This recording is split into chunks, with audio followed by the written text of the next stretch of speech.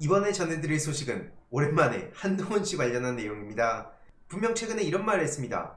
9월쯤에 민주당에 큰 위기가 올 거다. 이런 얘기를 한 건데요. 쉽게 말해 이재명 대표를 또 저렇게 까면서 민주당 위기설을 퍼뜨리려고 한 겁니다. 하지만 중요한 건 뭐냐면 바로 본인이 위기에 몰린 상황 같은데요. 한동훈 씨는 김건희 씨에 대해서 특검법을 받을 수 없다. 이런 식으로 나름 성역할을 하려고 하고 있었지만 지금 이런 문제가 터진 겁니다. 김건희 씨가 한동훈 씨한테 문자를 보냈고 이걸 일십당에서 지금 열이 잔뜩 받아 있다는 내용인데요. 야, 이게 지금 전당대회에서 나올 얘기인지도 모르겠지만 아무튼 중요한 건 김건희 씨든 한동훈 씨든 이제 더 이상 퇴로가 없다는 겁니다. 지금 전국적으로 망신이란 망신은 제대로 당하고 있는 상황이고요. 앞서 말씀드렸듯이 한동훈 씨가 김건희 씨의 문자를 일십했냐 아니냐, 지금 이게 전당대회에서 제일 중요한 화두가 된 것 같습니다. CBS 라디오 박재홍의 한판 승부에 김규환 CBS 논설실장이 이런 내용을 전하는데요. 문자 내용은 재구성한 자료라고 합니다. 아무튼 내용을 보면 김건희 씨가 한동훈 씨한테 이런 문자를 보냈다고 하죠. 자기 문제로 물의를 일으켜서 송구하다. 대통령 후보 시절에도 사과했다가 오히려 지지율이 떨어진 기억이 있어서 망설였다. 그래서 이번에 총선 과정에도 자기가 사과를 해야 되는 게 맞는 건가, 이런 의문이 들어서 한동훈 씨한테 문자를 보냈다고 보이는 거고요. 아무튼 그럼에도 불구하고 만약 당에서 필요하다면 나 사과하겠다, 어떤 처분이라도 받아들이겠다, 이렇게 문자를 띡 보낸 겁니다. 그런데 이걸 한동훈 위원장 입장에서 보면 어떻게 보일까요? 김건희 씨 저 하는 얘기 보면 사과하기 싫은데 당에서 시키면, 한마디로 한동훈 본인이 하라고 하면 내가 그럼 생각해 볼게, 이렇게 느껴지지 않겠습니까? 여기서 한동훈 씨가 사과를 하라 그러면 본인 앞에 어떤 길이 펼쳐질지 뻔히 보일 텐데, 그러니까 결국엔 그냥 일십을 했다는 거죠. 이렇게 한동훈 뜻대로 따르겠으니 검토해 주길 바란다. 이게 검토입니까? 아니면 협박입니까?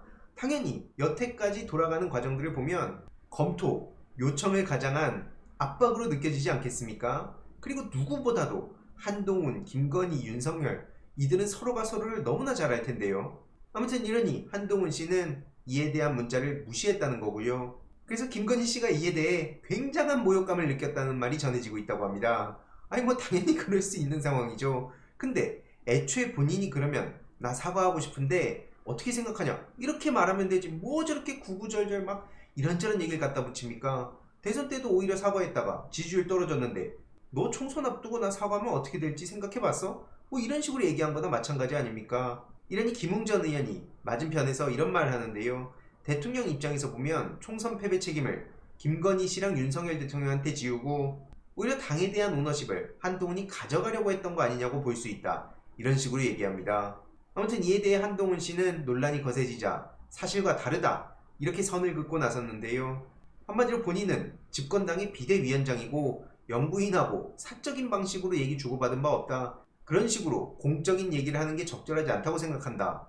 그리고 나는 분명히 사과가 필요하다는 의견을 여러 차례 전달한 바 있다, 이렇게 얘기를 하는데요. 아니 만약에 또 이 주장이 맞다면 그럼 사과하라고 하면 되죠. 본인이 일집해가지고 또 여기까지 왔다는 거 아닙니까? 그러면서 친윤계 작전 아니냐 이거, 이런 질문에는 추측과 가정을 하지 않겠다, 이렇게 답을 하는데요. 그럼 심플해졌습니다. 한동훈 씨 본인이 문자 내용을 까면 되겠는데요. 이거 말고도 다른 사적인 내용들이 많아서 일부 내용만 재가공해서 저렇게 전달된 건데, 아니 한동훈 씨가 떳떳하다면 본인이 전체 내용을 한번 까보세요. 차마 그건 또 못하겠죠. 이러니 김종혁 국힘 조직부총장은 아니 이 문제를 왜 한동훈한테 얘기하냐, 남편이 대통령하고 상의해야 될 문제 아니냐, 이건 내가 비대위원장이라도 너무 부담스러워서 답변을 못하지 않겠냐고 비판했습니다. 이에 대한 국힘 내부 반응은 굉장히 첨예하게 엇갈리고 있는 상황인데요.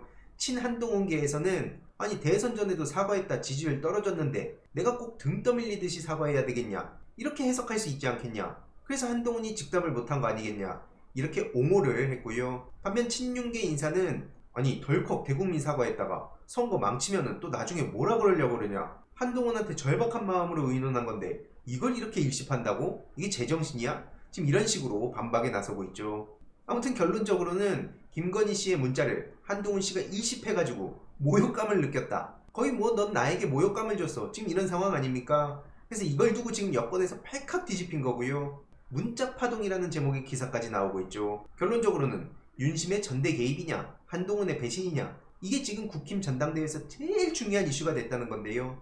여기에 저출생 고령화는 어디 갔고 고금리 고물가 문제를 어떻게 해결해 갈 것인가에 대한 내용도 없고 외교 문제라든지 뭐 양극화 문제라든지 경제 회복이라든지 뭐 반도체라든지 이런 걸 어떻게 집권 여당 지도부로서 해결해 나가겠다는 그런 비전과 가치 경쟁은 눈 씻고도 찾아볼 수 없습니다. 거듭 말씀드리면 저들은 심지어 야당도 아니고 집권 여당인데요.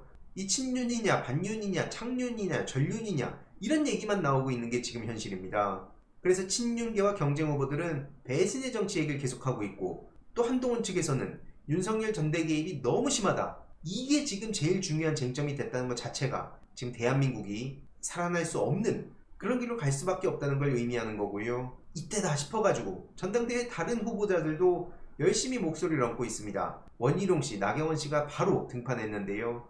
이런 식으로 한 목소리를 내면서 한동훈 사과해라 이렇게 또 압박을 하고 있습니다. 뭐 당연히 이건 예상된 수순이었고요.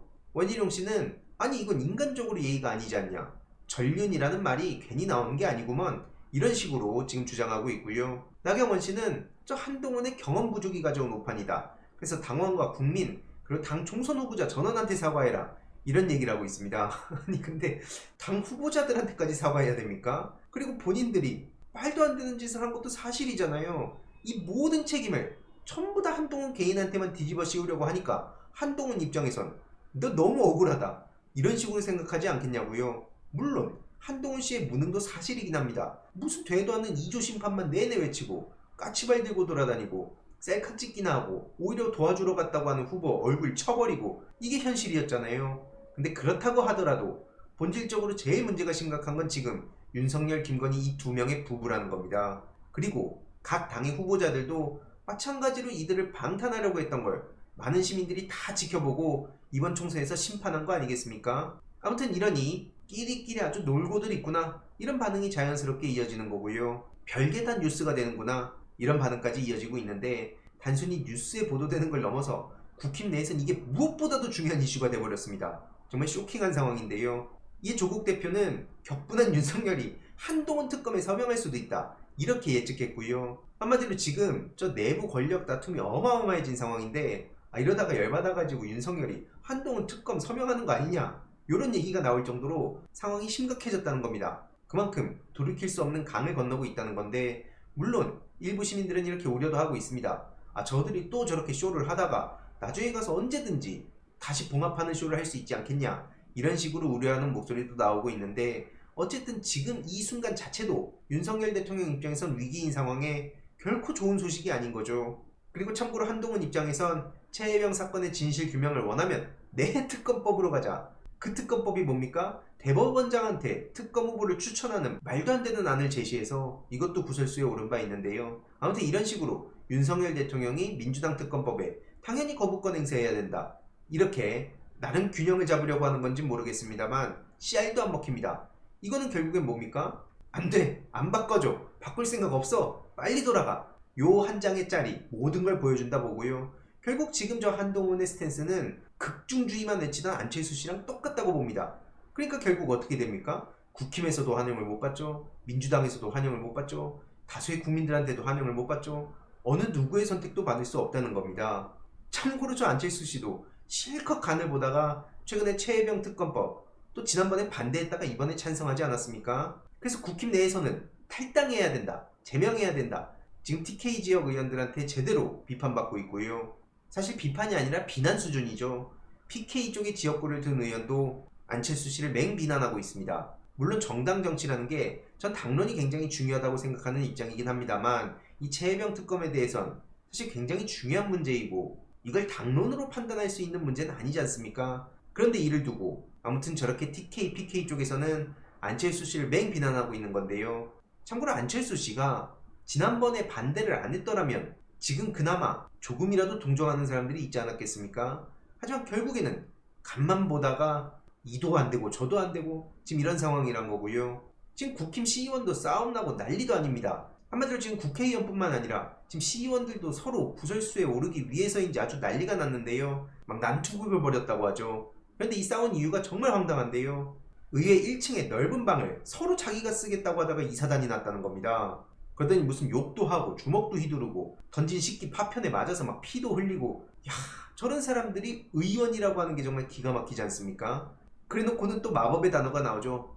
아니, 술에 취해 기억이 안 나는데요. 하지만 폭행당한 의원은 저 모 의원이 때린 건 사실이다, 그리고 식기에 맞아서 다른 의원도 피 흘렸다, 이렇게 주장했고요. 이후로 국힘에서는 공식 사과를 하며 반면교사를 삼아서 성실하고 책임감 있는 의정활동을 약속하겠다고 주장했습니다. 하지만 도대체 이 반면교사라는 걸 저들이 제대로 삼은 적이 있습니까? 이 국민의힘이라는 정당에서 지난 수십 년간 보여준 거를 제대로 반면교사 삼고 개선을 한 게 하나라도 있냐고요. 이러니 네이버 댓글에서도 대한민국이 정말로 걱정된다, 저런 것들은 배지에 자격이 없다, 이런 비판이 쏟아지고 있고요.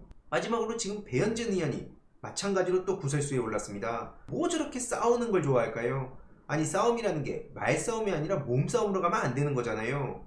저렇게 고개를 쳐들고 저거 보세요, 저거 눈 이렇게 내리깔면서 뭘 쳐봐, 이런 식으로. 저게 국회의원입니까?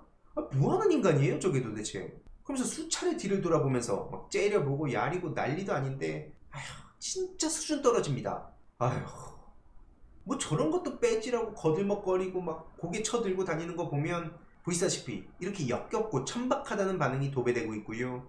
배현진 의원이 사고 친 게 지금 하루 이틀이 아닙니다. 그런데 또 저렇게 리스크를 키우고 있는 거고요. 그래서 이번 내용도 요약해보자면 저거는 무슨 국힘이 아니라 싸움의 힘인 것 같습니다.